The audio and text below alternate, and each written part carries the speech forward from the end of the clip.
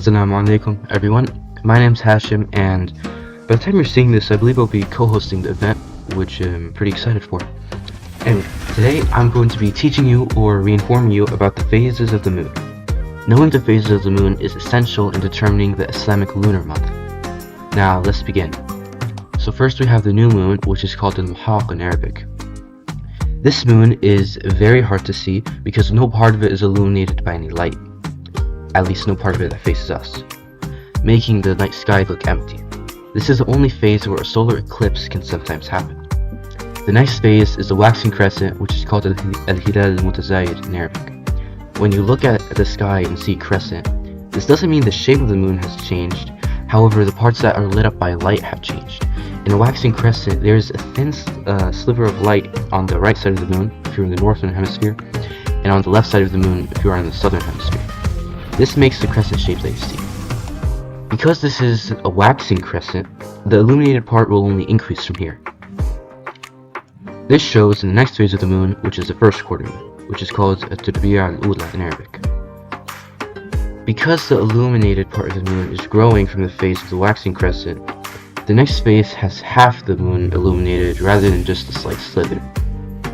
The next phase is the waxing gibbous, referred to as al-Ahtab al-Mutazayid in Arabic.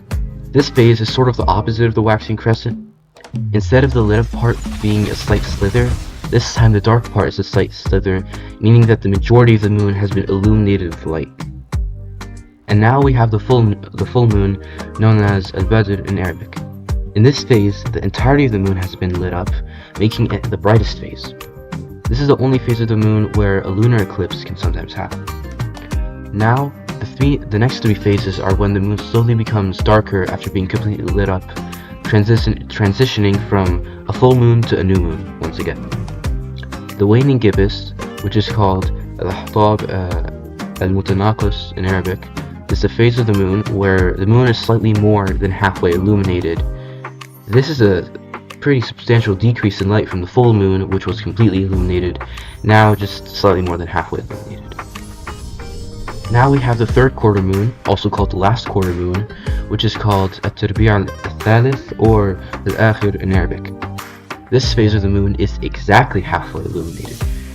If you are in the northern hemisphere, you will see the left side of the moon lit up, and if you are in the southern hemisphere, you will see the right side of the moon illuminated.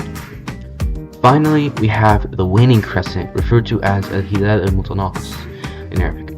This phase of the moon is more or less exactly the same as the waxing crescent, except it's mirrored, which means the sides are reversed. If you're in the northern hemisphere, you will see the left side of the moon lit up, and if you're in the southern hemisphere, you'll see the right side of the moon lit up. Alright, thank you so much for listening, and I hope you learned something. I hope you enjoy the rest of this event, and bye.